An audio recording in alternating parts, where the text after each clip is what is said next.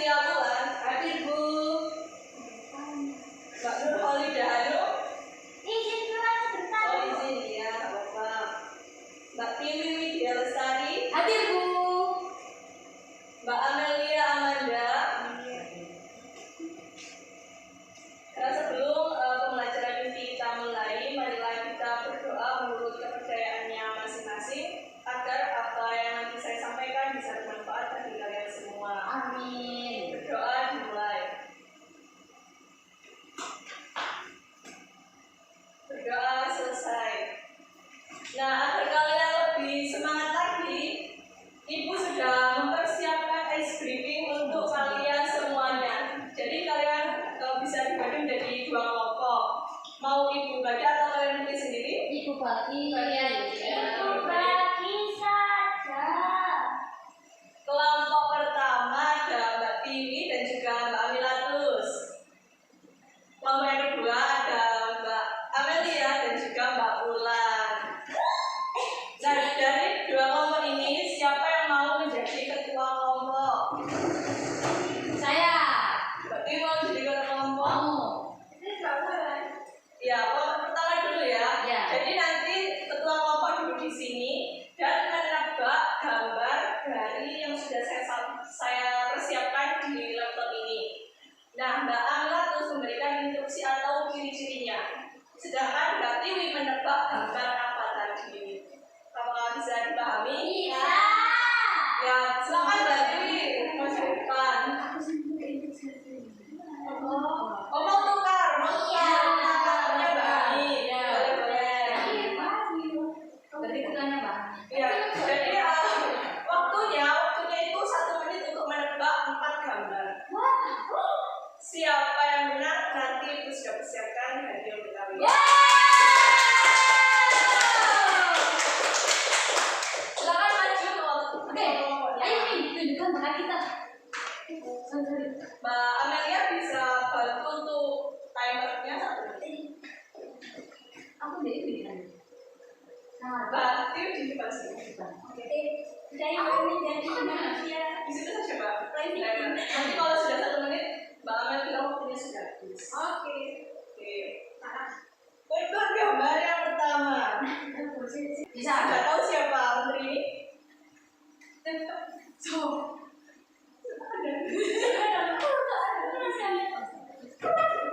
Oke, saya tahu. Baik, langsung ya kita mulai. 3, 2, 1. Orang pemerintahan. Iya. Pakai kacamata. Berponi. Tidak berkerudung. Dan cerdas. Tidak tahu. Kalau tidak tahu bilang next Mbak. Next.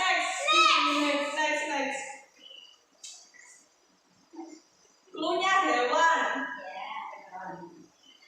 Tiga tangan seluruh tubuh menghisap darah. Betul sekali. Gambar selanjutnya Mbak. Artis Indonesia yang berada di luar negeri. Mau biarin udah. Sekali Mbak Amilatus. Terakhir Mbak. Gambar terakhir. Makan Indonesia. Aduh. Richard ya. Richard manis. Oke, dari kelas 1 tidak bisa menjawab 1 gambar ya. Berapa Mbak waktunya? Ikut. 1 menit. 1 menit 3 gambar. Selanjutnya kelompoknya Mbak Ulan dan Mbak Ani.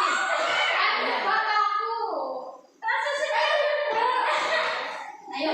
Siapa yang jadi ketua silakan duduk.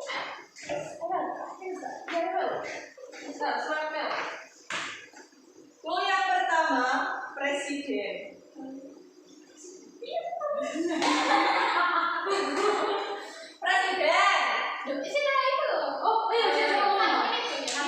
2, 1. Presiden pakai peci, pakai kacamata. Bukan. Kalau tidak bisa menjawab sekali. Ya, sekali. Gambar selanjutnya. Oh, hewan. Itu orang hidup di hutan. Orang kaya. Gambar selanjutnya punya artis.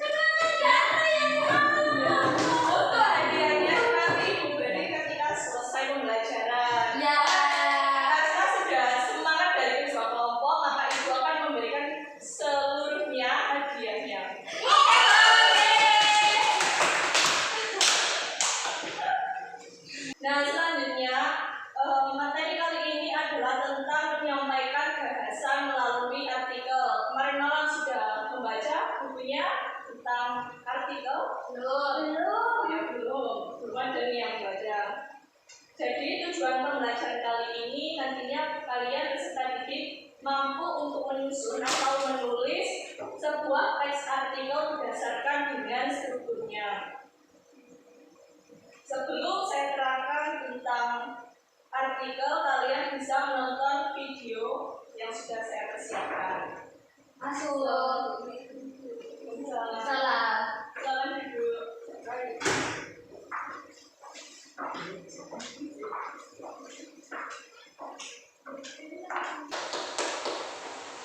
Baik anak-anak, silakan menonton video ini ya terlebih dahulu. Iya, Bu.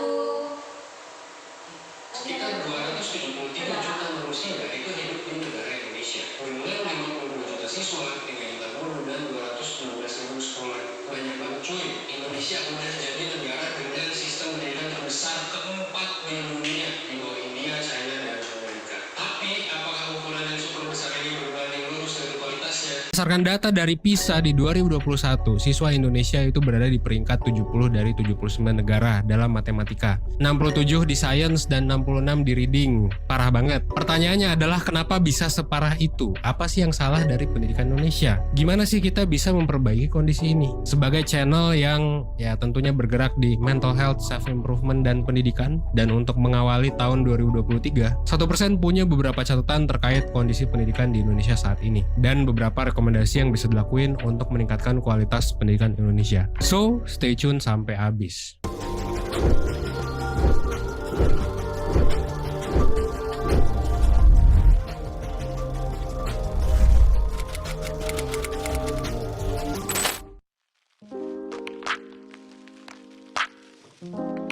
Ngomongin soal pendidikan, Presiden Jokowi sebetulnya sudah menganggarkan 549,5 triliun rupiah untuk sektor pendidikan, which is banyak banget.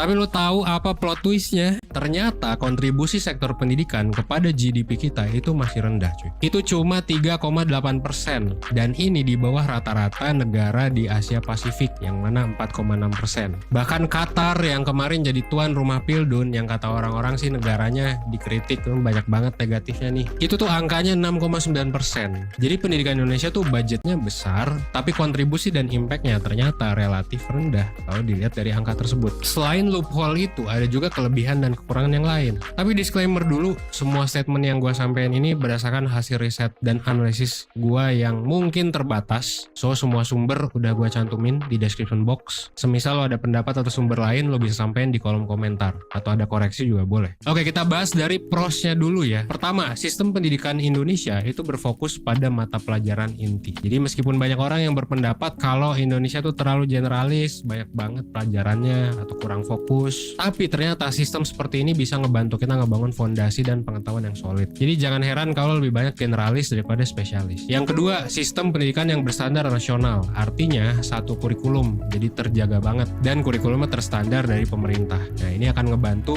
siswa-siswa dari Sabang sampai Merauke lebih konsisten kualitasnya. Meskipun pada implementasinya kita tahu sendirilah banyak sekolah yang gak imbang gitu. Yang ketiga, terintegrasi dengan nilai-nilai nasionalisme, ya upacara, terus juga mata pelajaran PPKN, ada juga sejarah dan kebudayaan Indonesia dipelajari. Ini adalah bukti sistem pendidikan kita yang terintegrasi dengan nilai-nilai nasionalisme dan patriotisme. Ini menurut gua ada bagusnya. Kenapa? Karena siswa jadi lebih ngerti dan bisa apresiasi sejarah dan kebudayaan negaranya sendiri. Nah, itu 3 tadi poin untuk prosnya. Gimana dengan consnya? Pertama, kurikulum Indonesia itu cenderung tidak relevan dengan kebutuhan masa kini. Ini udah banyak banget beritanya, banyak banget yang ngebahas. Banyak yang bilang kurikulum kita ketinggalan zaman, kurang mampu mempersiapkan siswa untuk bersaing di lapangan kerja abad 21. That's why tenaga kerja kita kalah bersaing dengan tenaga kerja asing atau belum punya skill set yang dibutuhkan lapangan pekerjaan. Pengangguran banyak, tapi ketika perusahaan nyari orang susah gitu ya. Itu juga gua rasain sebagai entrepreneur. Jadi menurut gua ini valid. Kedua, kurangnya wadah atau program untuk melatih critical thinking. Jadi murid-muridnya tuh kagak sering nanya, terus juga lebih mencatat dan menghafal, dan in some cases juga malah dimarahin kalau kita nanya. Gua pernah nanya yang kontroversial juga ke guru biologi, gua dimarahin, dikeluarin dari kelas. Apakah lo relate? Ya coba cerita di kolom komentar. Ketiga, ruang yang relatif sempit buat mengekspor minat siswa. Ini menarik banget. Kenapa? Karena di sini kita ngomongin soal salah jurusan. Bahkan ada statistik yang bilang 90% orang Indo tuh salah jurusan, bisa jadi karena pada gak tahu gitu orang ke jurusan psikologi mau belajar apa gitu. Menariknya adalah orang masuk psikologi dipikir bakal gak belajar matematik. Ternyata kita belajar statistika yang sangat mantep banget. Ya kayak gitu, banyak yang salah kaprah gitu. Karena minatnya tuh gak dilatih dari sejak dini. Pendidikan kita fokus sama core subject kayak matematika, sains, bahasa. Itu ada di kurikulum. Siswa belajar semuanya. Dari jam 7 ke jam 12 atau bahkan ada yang jam 3 atau bahkan ada yang lebih juga. Belum tambah PR, kerja kelompok. Akhirnya gak ada waktu yang banyak buat mengeksplor minat mereka sendiri. Bagaimana, sudah menonton ya semuanya? Sudah, Bu. Oke, kalau kita kaitkan dengan materi pembelajaran kali ini tentang artikel, siapa yang mau memberikan pendapat keterkaitan antara video yang dipaparkan dengan materi pembelajaran kita kali ini tentang artikel? Ada yang bisa memaparkan? Mbak Ami bisa? Keterkaitan artikel dengan Video tadi. Baik, karena belum bisa memahami terkait video dengan materi kita hari ini, maka Ibu jelaskan ya. ya, Bu. Nah, dalam artikel ini ada fakta dan juga ada opini. Artikel ini membahas terkait data atau informasi yang berdasarkan dengan kenyataan.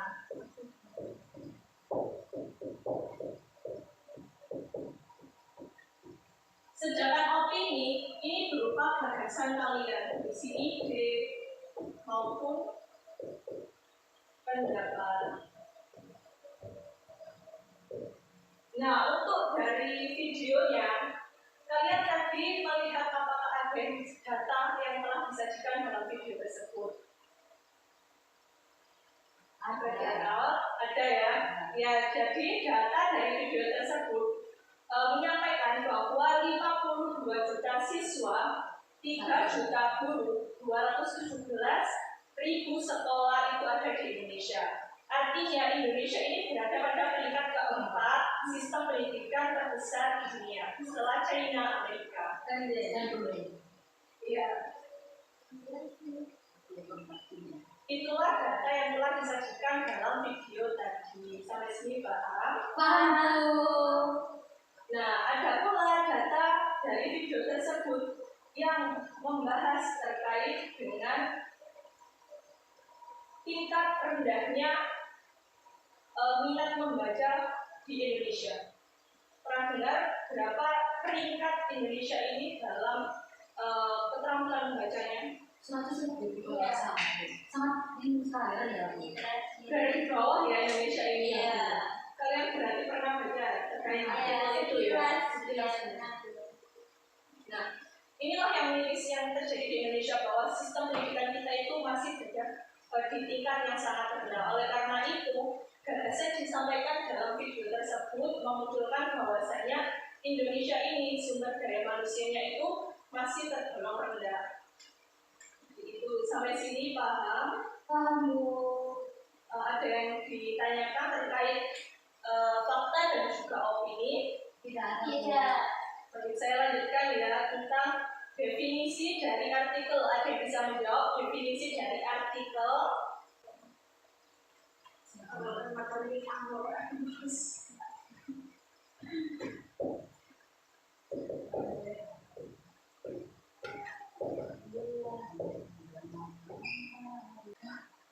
Silakan, ada yang mau maju? Alhamdulillah. Ada yang mau maju untuk menulis definisi dari artikel? Saya. Silakan, Mbak Ami. Bisa ditulis di kertas.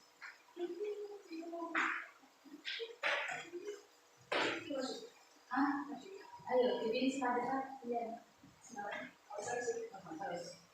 Jadi personal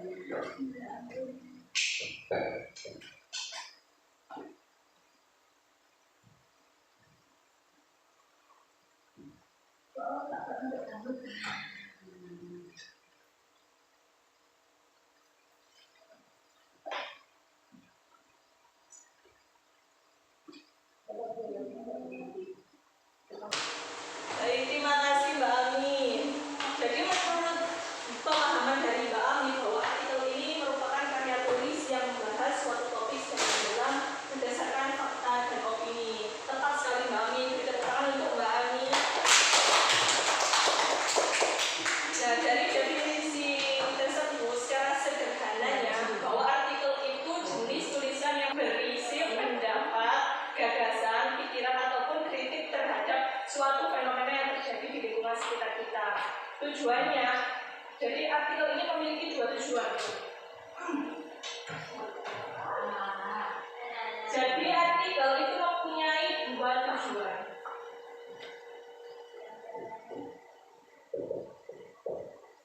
Ada tujuan dari penulis dan juga dari pembaca. Untuk tujuan dari penulis nantinya, bagi para penulis itu bisa mengolah daya kritis mereka terhadap fenomena yang berada di sekitarnya, menyampaikan gagasan kritis dari penulisnya tadi. Ketika kita menjadi penulis artikel, kemudian dari segi pembaca, nantinya bagi para pembaca itu dapat mengetahui informasi yang telah kalian sampaikan, yang telah ditulis penulisnya tadi, yang menulis artikel seperti itu. Ya, Bu.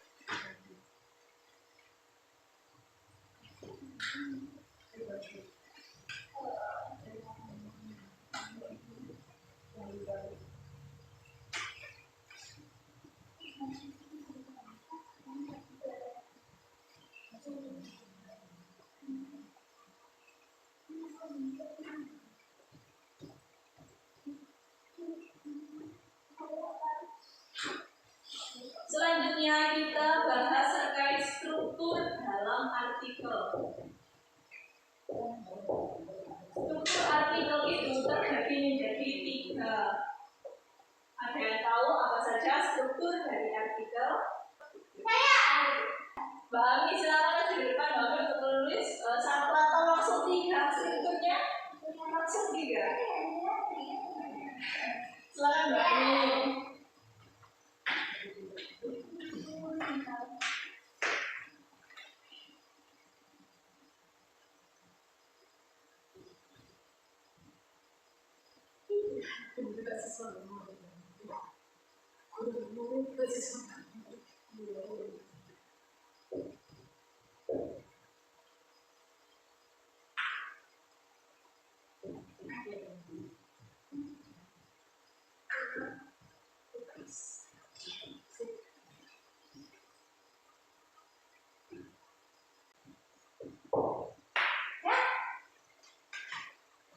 Terima kasih Mbak Ami. Tepat sekali apa yang telah ditulis oleh Mbak Ami. Jadi dalam penulisan artikel itu kalian perlu mengetahui ketiga strukturnya. Yang pertama ada tesis, yang kedua ada argumentasi, ini kurang asik. Dan yang ketiga ada literasi. Untuk yang pertama tesis, ada yang tahu pengertian dari tesis? Pendahuluan. Betul, secara sederhananya itu berupa pendahuluan. Pada bagian ini, pada bagian struktur tesis itu menyatakan gambaran umum. Gambaran umum betul sekali ada latar belakang.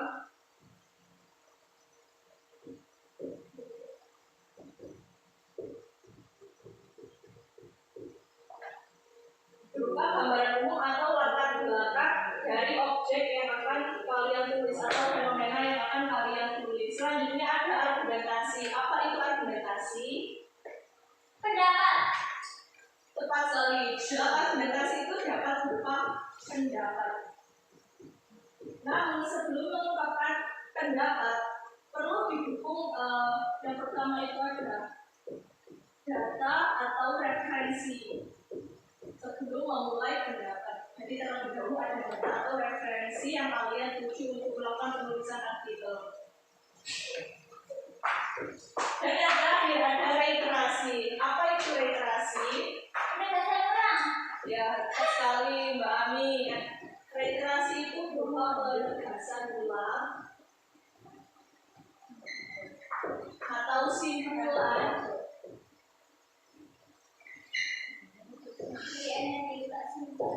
Sampai di sini ada ditanyakan terkait struktur artikel. Tidak. Baik, Ibu lanjut ya. Sekarang ada tugas dari Ibu untuk menyusun sebuah artikel karena kalian semua tadi mengungkapkan bahwa sudah paham terkait materinya. Sekarang kalian bagi menjadi 2 kelompok, bagi lagi atau yang kelompok tadi waktu dibagi lagi. Ya. Ibu yang baca atau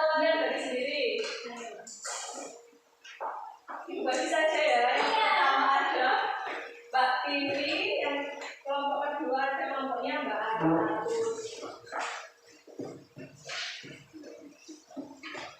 Sebelum menyusun atau menulis artikel, ini ada 2 lembar yang perlu disiapkan. Yang pertama ini ada poster. Dalam poster ini ada gambar data yang mengungkapkan untuk bahan penulisannya. Kalian bisa pahami dulu posternya baru melakukan penulisan. Ya, itu paham ya. Kelompok 1 tadi Mbak Dewi, dan kelompok 2 Mbak Dewi. Silakan dikerjakan, Ibu beri waktu 15 menit dari sekarang.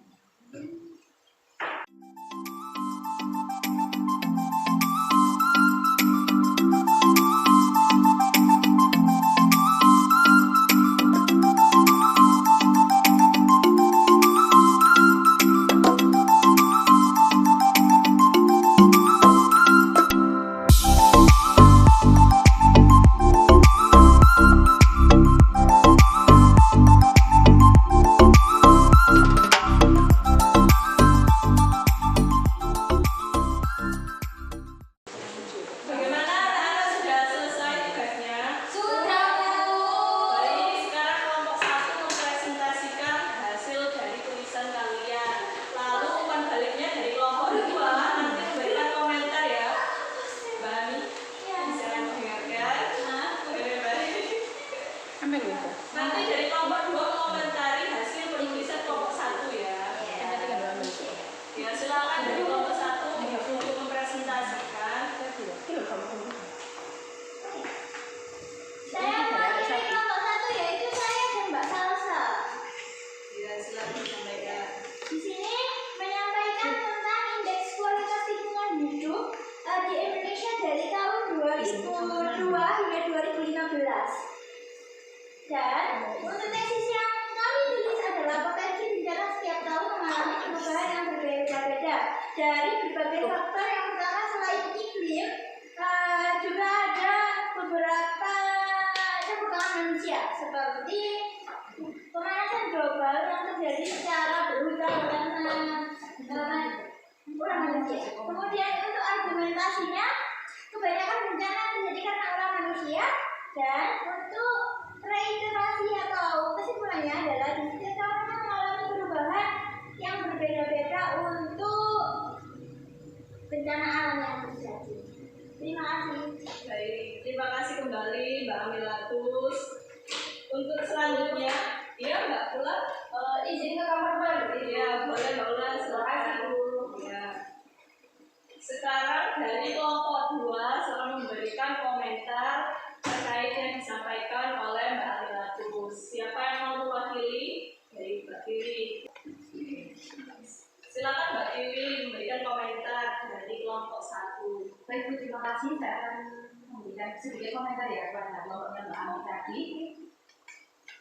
Kalau menurut pendapat saya, menurut kelompok saya itu penjabarannya terlalu singkat ya Bu ya. Tidak dijelaskan secara detail bagian tesisnya, argumentasinya, Ada 3 suku.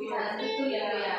Ya, karena tadi Ada 3 data gambar posting ada gambar posternya. Nah itu ya sudah benar dan sudah mungkin menurut Mbak Ami itu hanya diambil intinya saja ya Bu ya, tapi tidak dijelaskan secara rinci. Namun keseluruhan dari poster 1, 2 ataupun yang ketiga ini tentang bahaya kejahatan gadget menurut saya sudah diambil intinya saja. Namun penjabarannya memang dibersihkan itu tadi. Ya, terima kasih. Ada lagi yang mau disampaikan? Tidak. Selanjutnya kelompok 2 yang mempresentasikan siapa?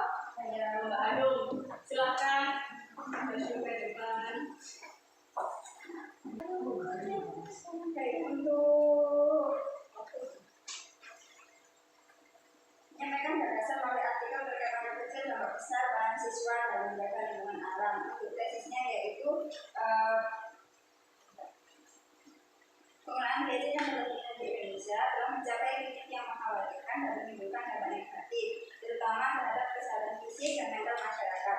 Hal ini terlihat dari data yang menunjukkan bahwa Indonesia menempati peringkat pertama sebagai negara dengan rata-rata durasi penggunaan handphone selama dalam berpuasa.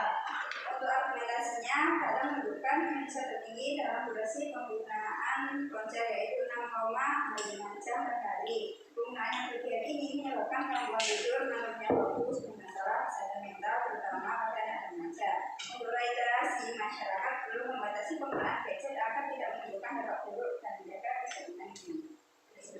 Ya, terima kasih. Silakan duduk kembali disertai. Siapa yang mau komentari? Saya. Oh, Mbak Ami. Iya, Mbak Ami, silakan. Untuk penjabaran dari mulai tesis, argumentasi hingga reiterasi dari kelompok 2 menurut saya sudah cukup baik karena penjabarannya sudah cukup jelas membuat saya mengerti inti dari apa yang mereka sampaikan. Terima kasih. Baik, terima kasih kembali. Mbak Ami itu sudah memberikan komentarnya. Nah, dari kedua artikel yang kalian buat sudah cukup baik sih mempresentasikan dari judulnya. Ada 2 judul tadi terkait gadget dan juga ada lingkungan alam. Keduanya sudah baik sesuai dengan ketiga struktur dalam artikel. Selanjutnya ada refleksi pembelajaran kali ini.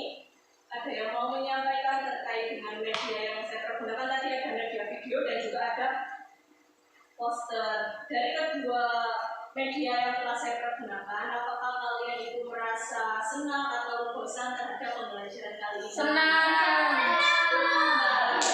Oke, terima kasih ya karena kalian sudah antusias dalam pembelajaran kali ini meskipun sudah menunjukkan pukul 1 siang.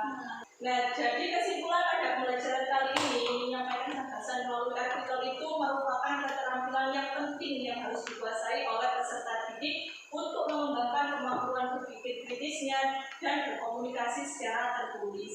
Dalam pembelajaran ini, siswa itu diajarkan untuk mengungkapkan pendapat secara logis, kemudian menyusun struktur artikel dengan runtut serta menggunakan bahasa yang efektif dan sesuai dengan kaidah kebahasaan. Dengan latihan yang terarah dan penilaian yang objektif, berdasarkan indikator yang jelas, siswa dapat menyampaikan gagasan secara meyakinkan dan bertanggung jawab melalui tulisan yang terstruktur dan juga informatif. Nah, untuk mengakhiri pembelajaran kali ini, kita tutup dengan berdoa menurut kepercayaan masing-masing agar yang saya sampaikan tadi bisa menambah pengetahuan kalian dan dapat meningkatkan keterampilan menulis kalian. Berdoa dimulai. Berdoa selesai. Saya akhiri, mohon maaf apabila ada kesalahan kata maupun penyampaian yang kurang berkenan. Saya mohon maaf. Saya akhiri. Wassalamualaikum warahmatullahi wabarakatuh. Waalaikumsalam warahmatullahi wabarakatuh.